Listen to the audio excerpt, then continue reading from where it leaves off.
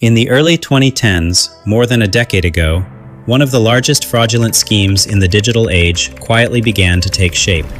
It started in a few major cities in the United States, San Francisco, New York, and Miami, where a small group of tech-savvy operators, many of them with backgrounds in software development, finance, and online marketing, began experimenting with new ways to manipulate trust at scale.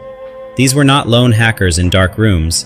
They were organized actors who understood both technology and human psychology. They built platforms that looked legitimate, crafted messages that felt personal, and used the speed of the internet to move money faster than anyone could realistically track. Over the next 10 years, this initial model evolved, multiplied, and spread across the country, adapting to new technologies, new financial instruments, and new fears. By 2025, the consequences of that early experiment had erupted into full scale.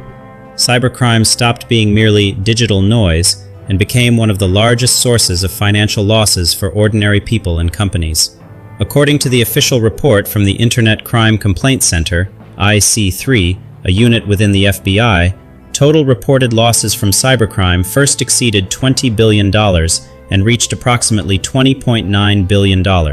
This is 26% higher than the previous year and the highest figure ever recorded. Behind that dry number lies more than 1 million real complaints. Over the year, IC3 received more than 1 million reports of cybercrime, meaning thousands of incidents every single day. The hook of this year is that the biggest losses did not come from complex, Hollywood-style hacks, but from what many continue to underestimate: deception, manipulation of trust, and greed. The official IC3 report emphasizes that in 2025, the largest profits did not come from hackers who break into systems, but from criminals who know how to break into people. Looking at the statistics by category, the biggest chunk of money lost in 2025 was taken by investment fraud. The official IC3 report states that investment fraud alone accounted for losses of more than $8.6 billion, or about 40% of all reported financial losses. Most of this amount is tied to cryptocurrencies. Crypto investment fraud schemes caused losses of approximately $7.2 billion. This is why analysts and industry publications explicitly state that cryptocurrency owners became one of the main groups at risk in 2025. The second largest category of financial losses was schemes involving business email compromise, known as BEC. In 2025, these schemes cost victims roughly $3 billion. These are cases where criminals intercept chains of business correspondence or impersonate the sender, forcing companies to send money to the wrong counterparties instead of the ones they believe they are paying.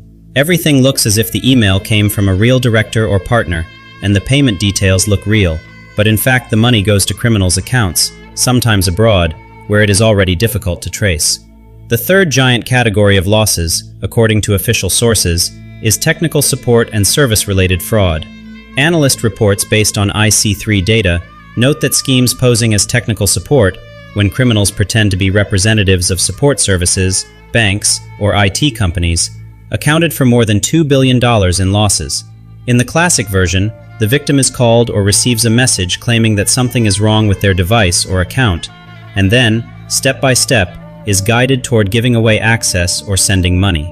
In 2025, IC3 received more than 1 million complaints, a record for the entire history of this center.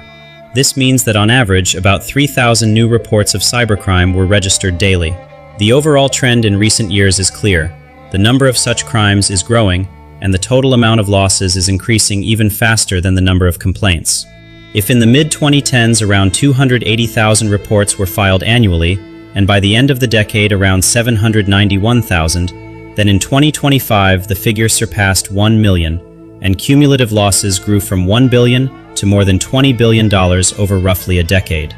The official report contains another detail that shows the depth of the problem. The hardest financial hit was suffered by the most vulnerable groups of the population. According to an analysis based on IC3 data, the largest total losses were reported by people over 60 years old. This age group alone reported losses of more than $7.7 billion in 2025. In effect, about 1/3 of all money that went to cybercriminals belonged to pensioners, who are especially often targeted through social engineering, pressure, and manipulation of fear and trust. At the same time, cybercriminals are increasingly targeting another polar group, minors. An overview based on IC3 data notes a rise in cybercrime against children and teenagers, online grooming, cyberbullying, extortion of intimate material, and so-called sextortion. In 2025, about 17.6% of sextortion cases were estimated to be directed against people under 20 years old. This means that cybercrime is pressuring both those just entering adult life and those who have already retired, while the most protected segments of the population turn out to be right in the middle. The geography of reports is also not random. In absolute terms, the largest number of cybercrimes and financial losses naturally come from the biggest and most populous states: California, Texas, Florida, and New York. But if we calculate complaints per 100,000 residents, the picture changes. The leaders are Washington, District of Columbia, Alaska, Nevada, and Arizona, where the density of cybercrime per capita is especially high. This shows that the problem is not limited to large metropolises and financial centers. It is spread much more widely and often hits regions that are considered peripheral. Particular attention should be paid to the role of cryptocurrencies and artificial intelligence. According to analytics based on the IC3 report, crypto investment fraud schemes in 2025 caused losses of approximately $7.2 billion, and total losses related to cryptocurrency exceeded $11 billion. This means that a significant portion of all money lost online was either stolen directly in digital assets or passed through them as an intermediate step for laundering and concealing the trail. Artificial intelligence officially appeared in the IC3 report in 2025 as a distinct category of cybercrime. The FBI recorded more than 22,000 complaints related to frauds using AI technologies, including voice forgery, creation of realistic images and videos, and generation of content designed to persuade victims. Total losses in this category were estimated at nearly $893 million.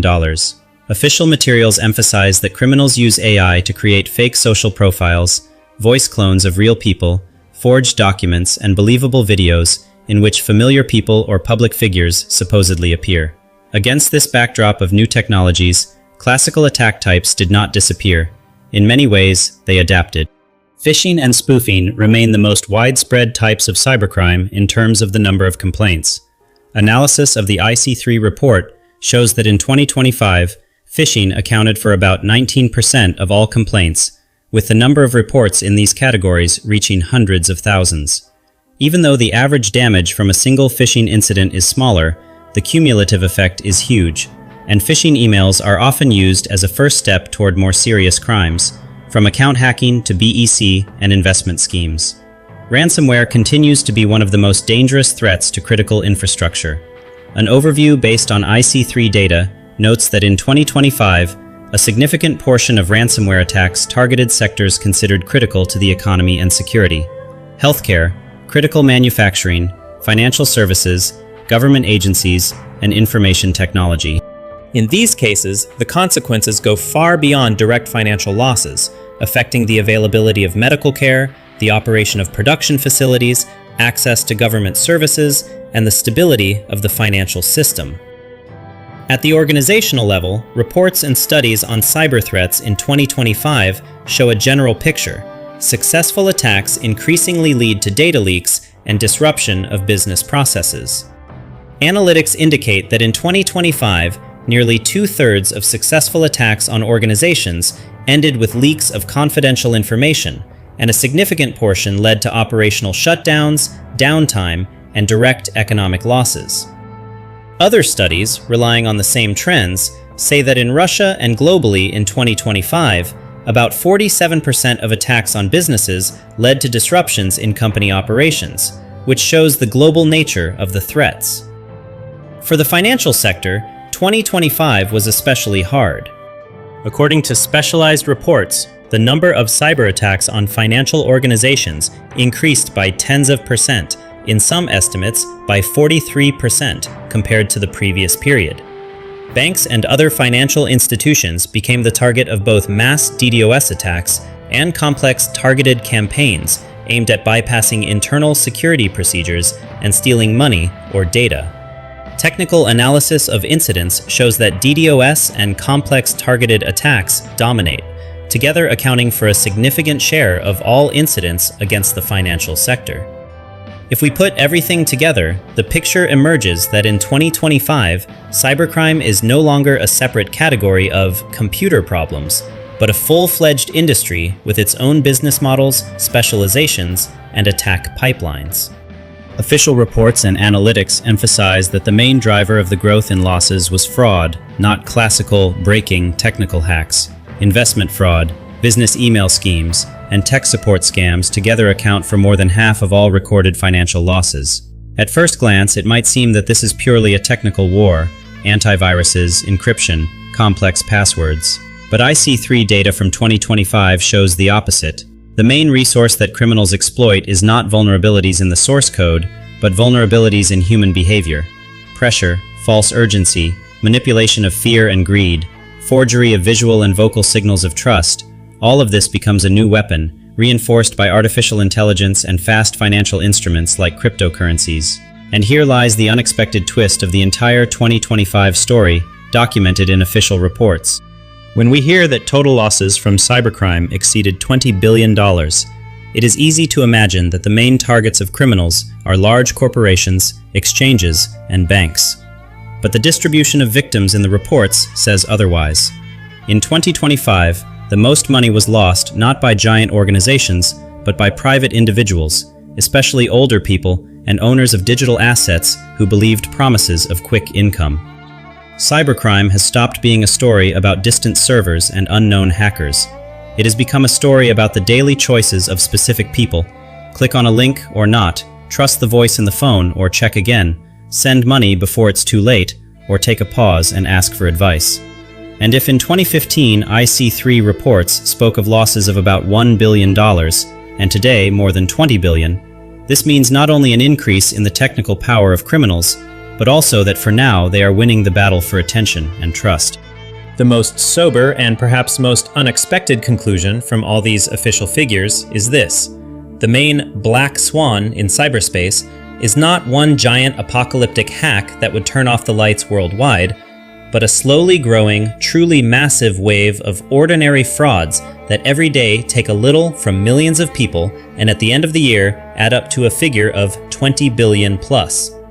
And as reports keep recording new records, it becomes obvious. The weakest and strongest point of the system at the same time is not devices or networks, but the human on the other side of the screen. Now it is time to move from the question, what happened, to the question, how not to fall for scammers and not send them money. Based on IC3 data, we can formulate several specific tips that really help reduce the risk. Do not click on links from unverified messages. Phishing is the most widespread type of cybercrime, and through such links, a chain often begins, leading to more serious crimes. If the message is from an unknown address, or the link goes to an unclear domain, do not open it.